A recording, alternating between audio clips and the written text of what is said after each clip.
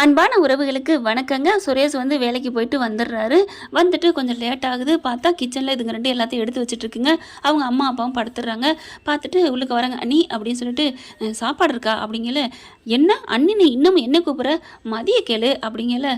இல்லை அப்படிங்கிறாங்க. இங்கே பார், நீ மதிக்கிட்ட கேட்கலாம், அவள் ஒன்றும் சொல்ல மாட்டா, உனக்கு தான் ஏற்கனவே சமைச்சு போட்டிருக்கால அப்படிங்கிற பார்க்குறாங்க. என்ன வேணும், முட்டை தோசை ஊற்றி தரட்டுமா அப்படின்னு மதி கேட்குறாங்க. அப்பா, நம்ம ஆசைப்பட்டதை அப்படியே சொல்லிட்டாலே. ஆமாங்க, அவருக்கு வரையிலே முட்டை தோசை பார்த்துட்டே வர்றாரா, முட்டை தோசை சாப்பிடணும் ஆசையாக இருக்குது அப்படின்னு சொல்லணும்னு வர்றாரு. கரெக்டாக அவங்களே கேட்குறாங்க. சரின்னு சொல்லிட்டு மலர் பார்க்குறாங்க. ஏ மதி, ஏ சுரேஷ், அப்படிங்கிறாங்க. ஐயோ அண்ணி போங்க அண்ணி அப்படிங்கிறாங்க. என்ன அப்படின்னு ஆத்தாக்காரி வருதுங்க. கிளவின்னு சொல்லக்கூடாது, பாவம். இப்போ வருது. வந்துட்டு என்ன கிச்சனில் ஒரே சலசலப்பு. ஓ சுரேஷ் வந்துட்டியாடா, என்ன அம்மானு கூட கூப்பிடாம வந்து நிற்கிற? அம்மா நான் வந்தேம்மா, கதவு பூட்டி இருந்துச்சு, சரி தூங்கியிருப்பீங்கன்னு விட்டுட்டேன் அப்படிங்கிறாங்க. அதுக்காண்டி அம்மானு கூப்பிட மாட்டியா? ஐயோ சரி அம்மா அப்படிங்கிறாங்க. வர வர மாறிக்கிட்டு வரடா.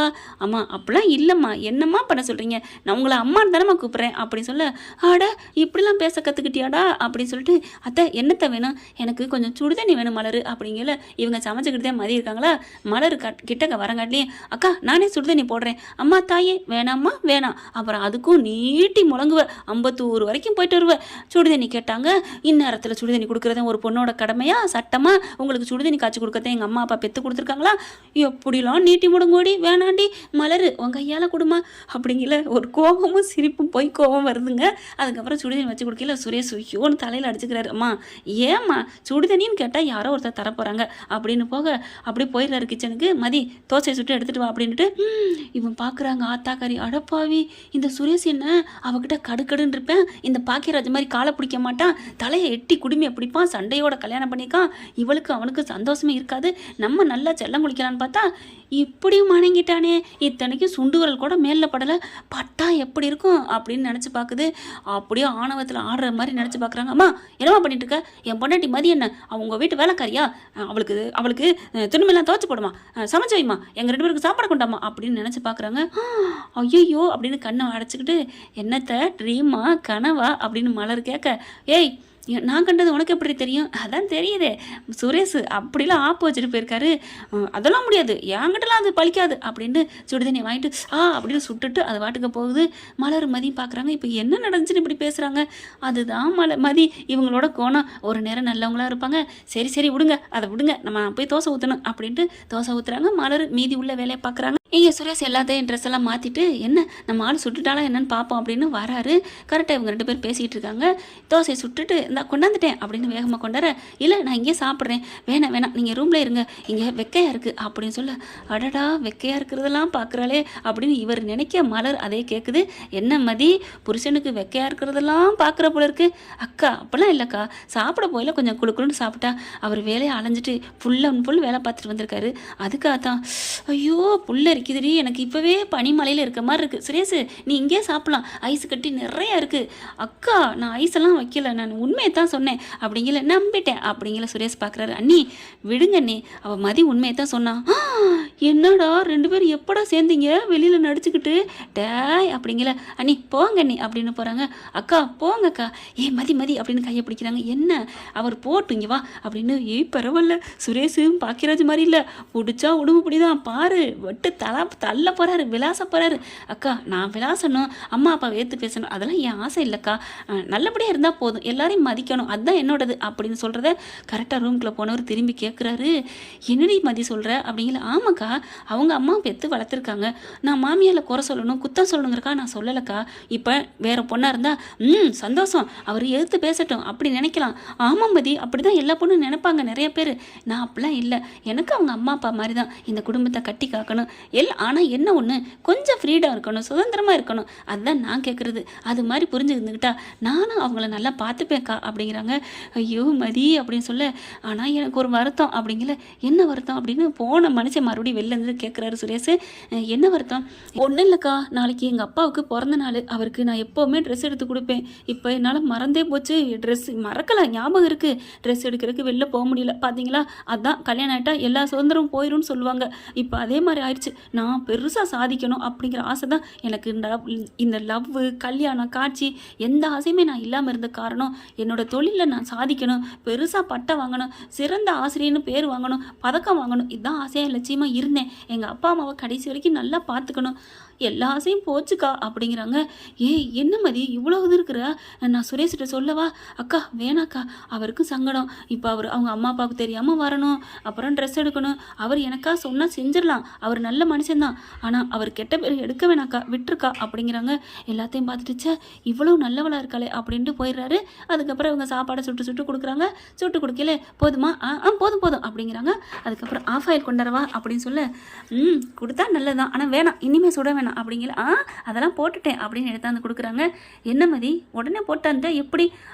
நீங்கள் ஆஃப் ஆயில் யாருமே இந்த மாதிரி முட்டை தசை சாப்பிட்டா ஆஃப் ஆயில் சாப்பிடுவாங்க, அதுவும் உங்களை மாதிரி ஆளுகளாக சாப்பிடாம இருப்பீங்க, அதனால தான் போட்டுக்கொண்டாந்தேன், சாப்பிடுங்க அப்படின்னு கொடுக்க, ஐயோ நம்ம நினச்சதெல்லாம் இப்படி நிறைவேற்றுறாளே, அப்போ இவ ஆசையை நம்ம நிறைவேற்றியே தீரணும் அப்படின்னு சொல்லிட்டு சாப்பிட்டு முடிச்சுட்டு படுக்கிறாரு. மதி அப்படி படுக்கிறாங்க. மதி அப்படிங்கிறாரு. என்ன அப்படிங்கல? இல்லை ஒன்றும் இல்லை, படுத்துக்கோ. இல்லை சொல்லுங்கள். இல்லை ஒன்றும் இல்லை மதி, ஏன்னா நம்ம நாளைக்கு சர்ப்ரைஸாக பண்ணுவோம், இப்போ எதுவும் பண்ணக்கூடாதுன்னு படுத்துறாரு. காலையில் வெள்ளனே வேலை கிளம்பி போயிடறாங்க. பார்க்குறாங்க, காணோம். என்ன சுரேஷை காணோம், அதாவது இருந்த ஆள் காணணும்னு தேடுதுங்க. வேலைக்கு போகிறேன்ட்டு போயிடுறாரு. என்ன சுரேஷ் எங்கே? காலையில் காணோம் போயிட்டாருத்த, எங்கே போனால் ஏது பண்ண கேட்க மாட்டியா? மலர் பார்க்குது. ஐயோ அத்தை, அவள் தான் காணோம்னு சொல்கிறாள்ல, என்ன 2 பேருக்கு மாறி மாறி சிஞ்சாக்கு போட்டுக்கிறீங்களா அப்படின்னு சொல்ல, அப்படிலாம் இல்லைத்த அப்படின்னு சொல்லிட்டு மதி பார்க்குதா. சே அப்படின்ட்டு போகிறாங்க. அடுத்து இவர் என்ன பண்ணுறாரு, நேராக போய் ஜவுளி கடைக்கு போகிறாரு. மதியோட அப்பாவோட அளவு வந்து குத்தி மதிப்பாக தெரியும் இல்லையா, அதனால் அவங்களோட சைஸை சொல்லி ட்ரெஸ்ஸு வாங்கிடுறாருங்க. வாங்கிட்டு என்ன பண்ணுறாங்க, ஸ்வீட்டும் வாங்கிடுறாரு, கேக்கும் வாங்கிடுறாங்க. வாங்கிட்டு ஜீப்பில் வச்சுருக்காங்க. ஜீப் எடுத்துகிட்டு வீட்டுக்கு வராரு.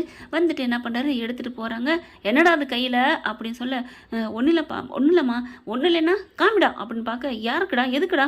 இது மதியோட அப்பாவுக்கு இன்னைக்கு பிறந்த நாள், அதனால தான் சீக்கிரமே வந்துட்டியா? அதான் நினச்சேன், என்னடா சாப்பிட வந்தானா இல்லை வெள்ளனை வந்தானேன்னு நினச்சேன்.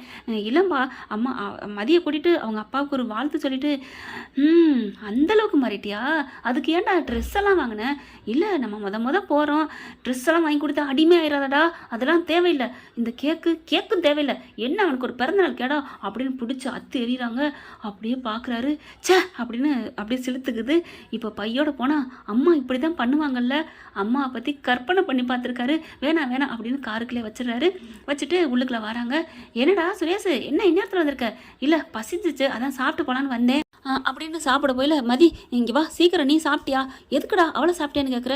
இல்லை இன்னைக்கு ஸ்டேஷனில் நான் கையெழுத்து போட்டால, இன்னொரு ஃபைல், இன்னொரு 2-3 கேஸ் தான் என்னை பற்றி போட்டு வச்சிருக்கால, அதனால அவள் கையெழுத்து போடணுமா, கிளம்பு அப்படிங்கிறாரு. மதி பார்க்குது. என்ன நேற்று வரைக்கும் காலைல வரைக்கும் நல்ல மனுஷனாக இருந்தார், காலைல தான் இவரை தேடணும், இப்போ மறுபடியும் இப்படி ஏன்டா தேடினவங்களுக்கு திட்டுறாரே அப்படின்னு திருன்னு முழிக்க, மதி நான் ஒன்றை தான் சொன்னேன், கையெழுத்து போடணும், 1-2 கேஸாக என் மேலே கொடுத்து வச்சிருக்க அப்படிங்கல. என்னடி பார்க்குற, அதான் என் பிள்ளை கூப்பிட்றல, போயிட்டு வா, சாடியா போகிறக்கு வலிக்குதா அப்படிங்கிற மாதிரி பேச, ஐயோ எங்கள் அம்மாவே அனுப்பி வைக்குது அப்படின்ட்டு மலரை பார்த்து, அண்ணி அனுப்புங்க. சுரேஷு எதுக்கு அப்படிங்கல. அப்படிங்கிறாரு. வெளில கூட்டி போறியா? ஆமாம். ஐயோ அப்புறம் மதியிட்ட சொல்லி கூப்பிடேன், அதெல்லாம் இல்லை, அவளுக்கு சர்ப்ரைஸ் அப்படிங்கிறாங்க. ஓ மதி கிளம்பு அப்படிங்கல. நான் இல்லைக்கா, நான் தான் அன்னைக்கே எல்லா கேஸும் கையெழுத்து போட்டாச்சுல, அதை கூப்பிட்றேன்ல போ அப்படிங்கிறாங்க. அண்ணி சொல்லிடுறாதீங்க உஸ் அப்படின்னு விரலை வச்சு ஆட்டுறாரு. பாவம்டா, சோகமாக இருக்கிறா, அதெல்லாம் கொஞ்சம் நேரம் தான் சரியாக போயிடும் அப்படின்னு சொல்லிட்டு சீக்கிரம் கிளம்பு அப்படின்னு வல்லுன்னு விழுக, அப்படியே மாதிரி சோகமாக கிளம்புதுங்க. இங்கே பாரு, ஒழுங்கா எந்த கேஸில் கையெழுத்து போட்டாலும் போட்டுறணும் அப்படிங்குது. அப்படியே பார்த்து முறைச்சிட்டு வண்டியில் ஏறி உட்கார, அப்படியே வண்டி எடுத்து போயிட்டே இருக்கு. என்ன கேஸு? அதான் எல்லாம் கையெழுத்து போட்டாச்சுல, அதெல்லாம் போட்டாச்சு, வா அப்படின்னு சொல்லி கூட்டி போகிறாரு. கூட்டி போயில அவங்க வர்ற ஏரியா இருக்குது, இந்த ஏரியா இருக்குது, இது எங்கள் ஏரியாமா இருக்குது, அதெல்லாம் ஒன்றும் இல்லை, வா ஸ்டேஷனில் போயிட்டு முதல்ல இறங்கி கையெழுத்து போடணும் அப்படின்னு சொல்லிட்டு இருக்காரு. இவங்க கண்ணை மூடிட்டே வராங்க. மனசே சரியில்லை. சே இப்படித்தானே, இப்போ தானே நல்ல மனசேன்னு நினச்சேன், இப்படி ஆயிட்டாரே, இப்படி இருப்பான்னு நினச்சா என் மனசில் இடமே கொடுத்துருக்க மாட்டேன் அப்படின்னு வாயை விட்டே சொல்கிறாங்க. என்னது மனசில் இடம் கொடுத்துட்டாளா? ஐயோ அப்படின்னு இவர் நினைக்கிறாரு. அதுக்கப்புறம் வண்டி அவங்க வீடு வந்துடுது. காரை நிப்பாட்டு, ஹலோ மேடம் இறங்குங்க அப்படிங்கிறாங்க. இதுக்கு ஒன்றும் குறைச்சல அப்படின்னு குனிஞ்சுக்கிட்டே கதவை திறந்துட்டு இறங்குறாங்க. இறங்கிட்டு நிமிந்து பார்த்தா, வா அப்படின்னு சொல்லி கூப்பிட்றாரு. கையை பிடிச்சி, விடுங்க, இந்த ஸ்டேஷனுக்கு வரலைன்னா பெரிய இதாக கையை பிடிச்சி கூப்பிட்டு போறீங்க, என்னமோ மாமியார் விட்டு கூப்பிட்டு போகிற மாதிரி அப்படி அப்படின்னு நிமிர கூட இல்லைங்க. அதுக்குள்ள கதவை அவங்க வந்துடுறாங்க. கார் வந்து சத்தம் கேட்டு நிற்கிற சத்தம் கேட்டு ஏ மதி அப்படின்னு அப்படி குரல் கத்திக்கிட்டு வர, என்ன அம்மா அப்பா குரல் மாதிரி இருக்குது அப்படின்னு நிமிர்றாங்க. அம்மா அப்பா இது ஏன் வீடு அப்படின்னு சுரேஷ் அப்படின்னு பார்க்குறாங்க. அவங்க அப்பா அப்படி தான் அப்போ அப்படியே கட்டி பிடிச்சிக்கிறாங்க. ஏம்மா நீ வருவியோ வரலையோன்னு நினச்சேம்மா, நீ என்னடா நீ அது ஃபுல்லாக ஏன்டா உன் ஃபோனை எடுக்கவே இல்லை, அப்பா எனக்கு டயர்டாக இருந்துச்சுப்பா அதனால் எடுக்கலை, அப்படியே கட்டி பிடிக்கிறாங்க. அதுக்கப்புறம் வாங்க தம்பி வாங்க அப்படின்னு உள்ளர போகிறாங்க. அப்படியே சுரேஷை வச்ச கண்ணு வாங்காமல் பார்க்குதுங்க. உண்மையில எதிர்பார்க்க வச்சா அதுக்கு அளவே வேற லெவல் தானங்க. அப்படி முழுங்கி சாப்பிட்டு துப்பி சக்கையாக போடுவாங்கள்ல அந்த அளவுக்கு மதி சுரேஷை முழுங்குறாங்க பார்வையிலே. அப்படின்னு காலரை தூக்கி விடுறாரு, எப்படி உன் மாமே அப்படிங்கிற மாதிரி. அடுத்து இன்னும் இதை விட ஒரு சர்ப்ரைஸ் இருக்குது அப்படின்னு சொல்லிட்டு அத்தை அப்படின்னு சொல்லிட்டு மாமா அப்படின்னு பையன் கொண்டாந்து கொடுக்குறாரு. இந்தா மதி இதையும் கொடு அப்படிங்கல அப்படி கொடுக்குறாங்க. மதி எனக்கா வாங்கினியா அப்படின்னு அவங்க அப்பா கேட்க அது அப்படிங்கல என்ன மதி உங்கள் அப்பாவுக்கா பார்த்து ட்ரெஸ் வாங்கினேன், பார்த்து நல்லா அவருக்கு பிடிச்ச கேக்கா வாங்கினில கொடு அப்படிங்கல. நானா அப்படின்னு அவங்களால வாயை திறக்க முடியல, வாயடைச்சு போனேன்னு சொல்லுவாங்க இல்லையா, அதுதாங்க இது. ஆனால் வாயை திறந்திருந்து வாயடைச்சு போனது இதுதான். ஆண்ட வாக்கில் இருக்கையில் தங்கச்சி வந்து அக்கா வாயை மூடு என்னாச்சு அப்படின்னு மூடுறாங்க. ஒன்றும் இல்லடி கொஞ்சோண்டு ஒரு நிமிஷம் அப்படின்ட்டு கில்ல போகிறாங்களா, டக்குன்னு தங்கச்சி அப்படி எஸ்கேப் ஆகி ஓடுது. ஏய் என்னடி போகிற, நீ கில்ல போகிறேன்னு எனக்கு தெரியுது, இந்த மாமா கையை அவரை கில்லு அப்படின்னு அவர் கையை பிடிச்சி இழுத்து கொடுக்க அப்படியே 2 பேரும் டச்சிங் ஆகுது. அதுக்கப்புறம் கிள்ளி பார்க்குறாங்க. அப்படிங்கிறாரு சுரேஷ். ஏய் எதுக்கு என்ன கில்ன, இல்லை நான் காண்கிறது கனவா நனவா, ஏண்டி இங்கே வர்றது என்ன பிளான் இல்லாமல் வந்தியா என்ன கனவான்னு கேட்குற. ஒன்றும் இல்லாத அவளுக்கு உங்கள் 2 பேரும் இப்படி சந்தோஷமாக வரவேற்பீங்கன்னு நினைக்கல அவ, அதைத்தான் அவன் சொல்கிறா. வாங்க அப்படின்னு மாமா இந்த ட்ரெஸ்ஸை போடுங்க அப்படின்னு சொன்னேன்னா என் புள்ள எடுத்து கொடுத்தது நான் மாட்டேன் நான் சொல்லுவேன் அப்படின்னு போய் போட்டுட்டு வராரு. மாப்பிள்ள கணக்கு கச்சிதமாக எடுத்திருக்கா தெரியுமா, இந்த வருஷம் நீ எடுத்ததம்மா கச்சிதமாக இருக்குது, போன வாட்டிலாம் ஒன்றும் லூஸாக எடுத்த அப்புறம் டைட்டாக எடுத்த எப்படிமா அப்படிங்கிற. மதி மறுபடியும் வாங்கி சொங்கின்னு விழுக. ஐயோ அக்கா என்னாச்சு, ஏ மதி ஒரு மாதம் கூட ஆகலையே கல்யாணம் ஆகி அப்படின்னு அந்த பிள்ளை சொல்லுது. தங்கச்சி ஏய் என்னடி சொல்கிற, இல்லைம்மா கல்யாணம் ஆகிட்டு 1 மாதம் ஆகிட்டா மயங்கி விழுந்தா கர்ப்பமாக இருக்கா, உண்டாயிட்டா, நீ பாட்டி ஆயிட்ட, நீ அம்மாவாயிட்ட, நீ சித்தி ஆயிட்ட அப்படின்னு சொல்லுவாங்கல்ல, அதைத்தான் கேட்டேன் அப்படின்னு சொன்னா.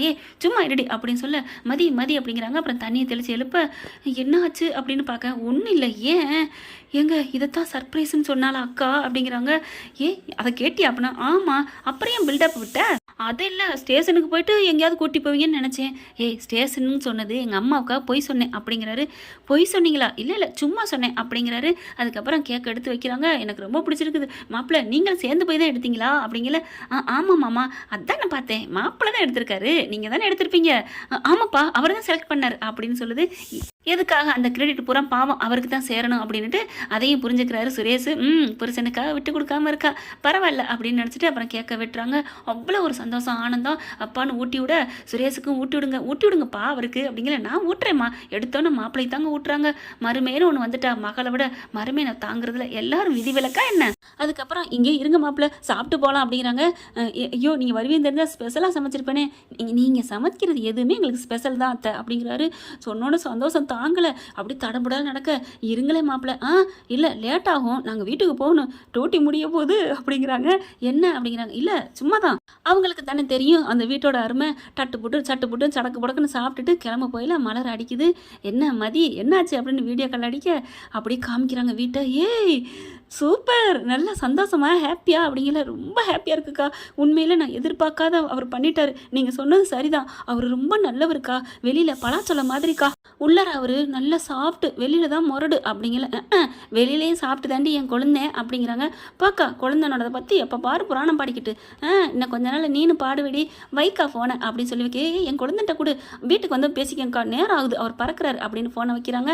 இதையெல்லாம் கேட்டுட்டு சுரேஷ் சந்தோஷப்படுறாரு. பரவாயில்லையே மற்றவங்களும் சந்தோஷப்படுத்தி பார்த்தா நல்லதான் நடக்கும் போல இருக்கே, அதுலேயும் பொண்டாட்டியை சந்தோஷப்படுத்தினா அவன் சொர்க்கம்தான் அவனுக்கு வாழ்க்கை.